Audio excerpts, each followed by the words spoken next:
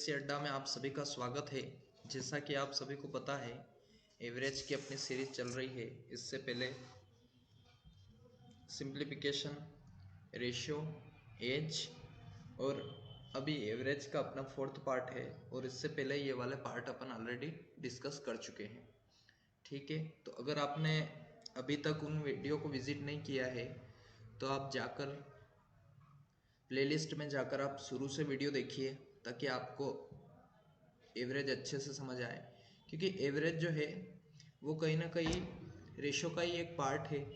जिस तरीके से मैंने रेशो से रिलेट करते हुए एजेस को पढ़ाया है, उसी तरीके से एवरेज से रिलेट करके दूसरी चीज़ों को भी पढ़ाते आ रहे हैं। जैसे मिक्सचर एलिगेशन हो गया, उसका कैसे क्या यूज़ करना है, उसका एवरेज में कैसे यूज़ आ रहा है, वो भी मैंने आपको बताया था प्रीवियस वीडियो में। तो ये फोर्थ पार्ट है और इससे पहले 3 पार्ट ऑलरेडी डिस्कस कर चुके हैं अपन। ठीक है, तो चलिए स्टार्ट करते हैं इस वीडियो को। देखिए क्या कह रहा है। सबसे फर्स्ट क्वेश्चन, 5 क्रमागत विषम। देखिए अपने को क्या दे रखा है, 5 क्रमागत सम संख्याएं हैं। ठीक, उनको क्या बोल रखा है कि 5 क्रमागत सम संख्याएं और जिनका औसत कितना है 61। 61 का 5 है, कितने एक संख्याओं का, एक का 61 है तो 5 का कितना होगा 305 होगा। ठीक, ये आया समझ में। उसके बाद देखिए अपने को क्या कह रखा है इसमें कि विषम संख्या है। तो विषम संख्याएं क्या होती है, 1 से स्टार्ट होती है, x प्लस 1, उसके बाद क्या होगा x प्लस 3, उसके बाद क्या होगा x प्लस 5, उसके बाद क्या होगा x प्लस 7। ठीक, यही होगी संख्या है। और क्या होगा x प्लस 9, यही होगा। ठीक, देखिए तो देखिए यहाँ पे क्या करना है, 9 से 1 10, 7 3 10 और 5 15, कितने हो गए भाई। 9 से 1 10, 7 3 10 और 5 कितने 25 हो गए। 10 20 और 5 25, तो 5x 25 इजिकल टू कितना 305। अब ये 25 इधर आ जाएगा तो 5x की वैल्यू कितनी हो जाएगी 305 माइनस 25, 5 से 5 गया और बचा कितना 20, तो कितना आ गया 280। अब मेरी बात सुनिए, 5x की वैल्यू है 280, तो 1x की वैल्यू कितनी आ जाएगी, तो काट लो इसको, 5 5 25, 3 5 36, कितना आ गया 56। अब देखिए 56 में क्या करना है अपने को, x की वैल्यू कितनी आ गई, x की वैल्यू आ गई 56। ठीक, अब x को क्या करना है, यहाँ पे पुट कर देना है। 56 प्लस 1 कितना हो गया 57। सबसे छोटी संख्या ये हो गई और सबसे बड़ी संख्या क्या है ये वाली। तो 56 प्लस 9 9 कर देंगे। ठीक, ये कितना हो जाएगा 5, ये कितना है 6। अब ये कितना है 57 और ये कितना है 65, ये इससे कितना जाता है तो 8 जाता है। तो अपना आंसर क्या हो जाएगा, देखिए सबसे बड़ी संख्या ये वाली हो गई 65 और सबसे छोटी संख्या जो क्या है 57। इन दोनों का अंतर पूछा है तो 8 आ जाए, अपना आंसर क्या हो जाएगा 8। ठीक, आया समझ में, 8 आ जाएगा अपना आंसर।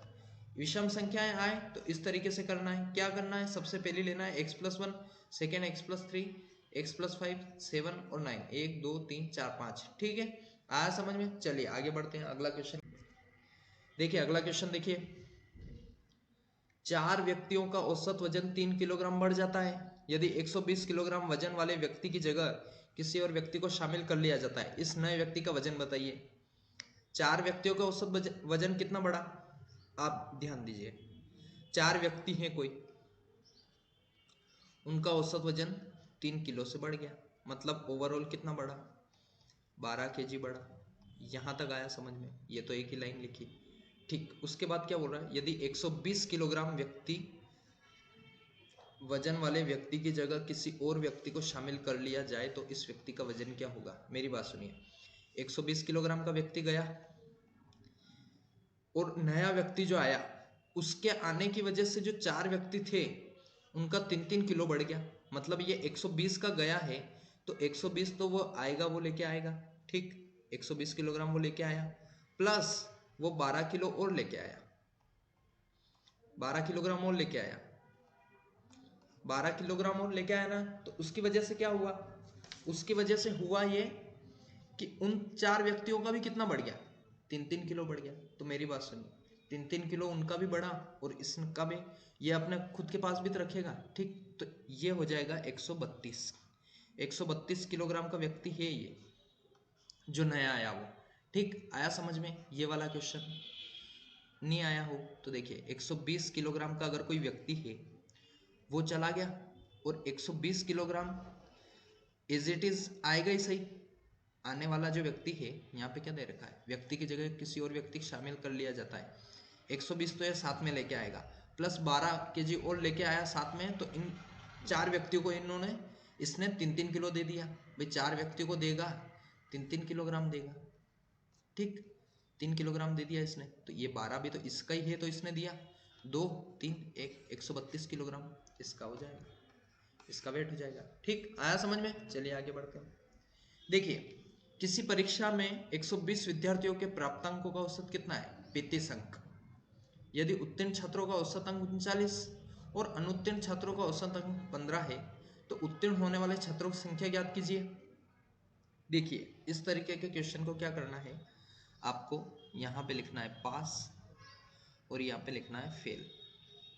ठीक, अब देखिए किसी परीक्षा में 120 छात्र है, प्राप्तांकों का औसत कितना है 35, मतलब जितने भी व्यक्ति रहे 35 अंक तो हर व्यक्ति ने हासिल किए, मतलब एक एवरेज आ गया 35।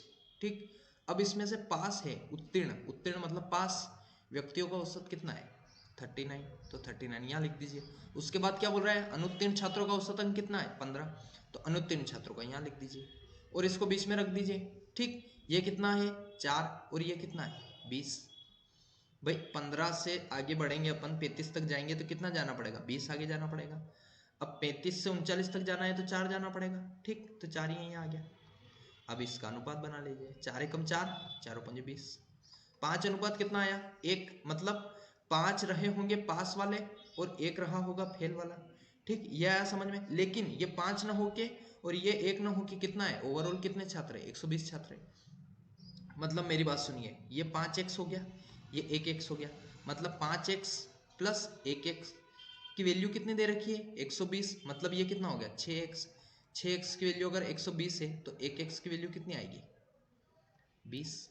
ठीक, 1x की वैल्यू अगर 20 है तो उसने पूछा है कि उत्तीर्ण होने वाले छात्र, तो पास कौन है ये 5x, तो 5 इंटू 20 कितना आ जाएगा 100।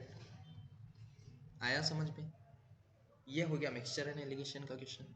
कई का मिक्सचर एंड एलिगेशन का, मिक्सचर एंड एलिगेशन। ठीक, आया समझ में? चलिए आगे बढ़ते हैं। अगला क्वेश्चन क्या कह रहा है, देखिए अगला क्वेश्चन कह रहा है कि 8 व्यक्तियों की किसी समिति की औसत उम्र 2 वर्ष बढ़ गई। यदि 35 और 45 वर्ष की आयु वाले 2 पुरुषों को हटाकर 2 महिलाओं को रख लिया गया, उन 2 महिलाओं की औसत उम्र ज्ञात कीजिए। तो देखिए 8 व्यक्तियों की बढ़ी, सबसे पहले तो ये देखिए 8 व्यक्ति थे जिनकी कितनी बढ़ गई 2-2 किलो से बढ़ गई, 2 किलोग्राम से बढ़ गई, तो ओवरऑल कितने किलोग्राम बढ़ी 16 किलोग्राम।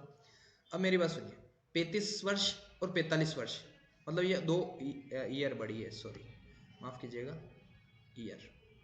ठीक, तो देखिए 2-2 साल बढ़ गई। 35 की एक व्यक्ति था और एक था 45 का, कितने हो गए 80, भाई 4 3 7 1 8, 80 साल के चले गए। और जो 2 नई महिलाएं आई है उनके आने की वजह से क्या हुआ, उनके आने की वजह से हुआ ये कि ये इतना वेट तो लेके आई, मतलब 35 और 45 तो लेके आई, पर साथ में 16 और लेके आई, 16 साल और लेके आई, उसकी वजह से उन 8 व्यक्तियों की 2-2 साल उम्र बढ़ गई। तो देखिए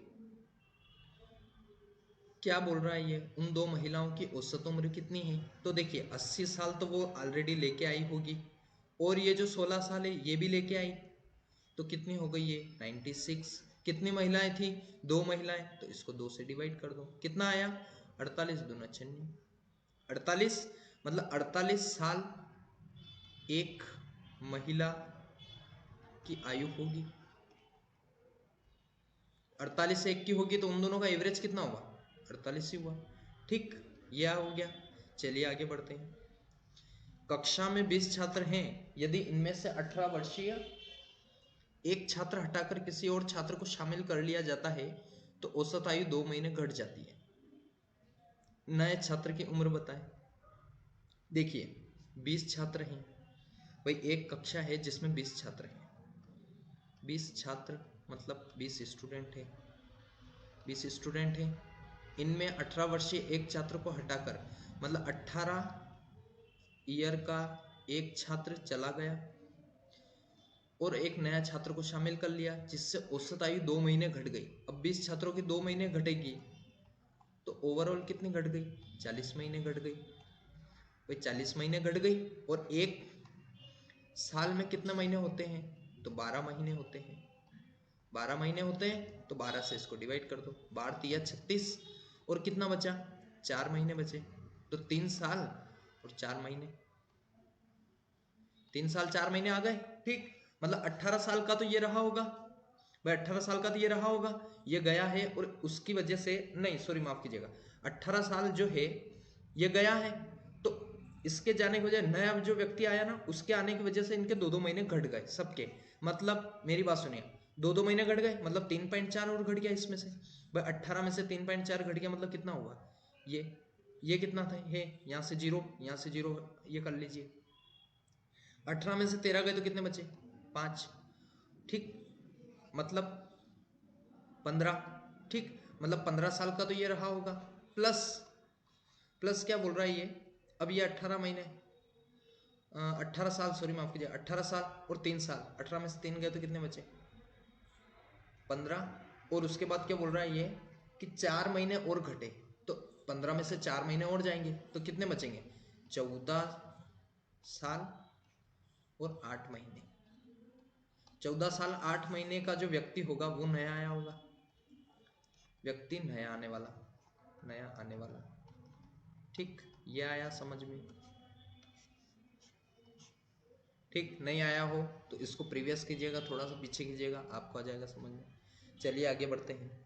अगला क्वेश्चन क्या बोल रहा है? एक रेलगाड़ी है, ए से बी तक की यात्रा 20 किलोमीटर प्रति घंटे की चाल से करता है, एवं बी से ए तक की यात्रा 30 किलोमीटर प्रति घंटे की चाल से करता है। तो अपने को बता रखा है कि यात्रा के दौरान रेलगाड़ी की औसत चाल कितनी है। मेरी बात सुनिए, ए से बी तक गया,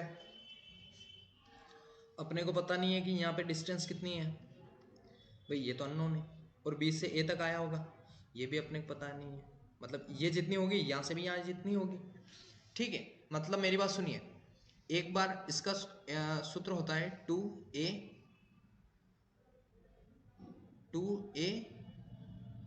बी बटे a प्लस बी, ये होता है इसका फॉर्मूला औसत चाल निकालने का। औसत चाल निकालने का ये फॉर्मूला होता है। तो देखिए, 2 ए की कितनी थी? 20 किलोमीटर से जा रहा था, और बी कितने किलोमीटर से जा रहा था? 30 किलोमीटर से जा रहा था, और ये 3 और 2 कितने हो गए? 5, और ये कितने हो गए? 0, मतलब 0। ठीक, अब ये देखिए, 1 0 से 1 0 गया, 5 से 5 चौक 20 गया, 4 ती 12, 12 दूनी 24, मतलब 24 किलोमीटर पर हावर की स्पीड से वो व्यक्ति जा रहा होगा। 24 की स्पीड से जाएगा तो वो आराम से कर पाएगा, क्या कर पाएगा? वो आराम से, उसकी औसत चाल जो हो गई ना, रेलगाड़ी की औसत चाल, वो 24 किलोमीटर प्रति घंटे से हो गई। ठीक, एक बार वो 20 से जा रहा है, एक बार 30 से आ रहा है, मतलब एवरेज कितना हो गया? 24 किलोमीटर पर आवर। ठीक, ये आया समझ में? ठीक है, चलिए आगे बढ़, अगला क्वेश्चन करते हैं।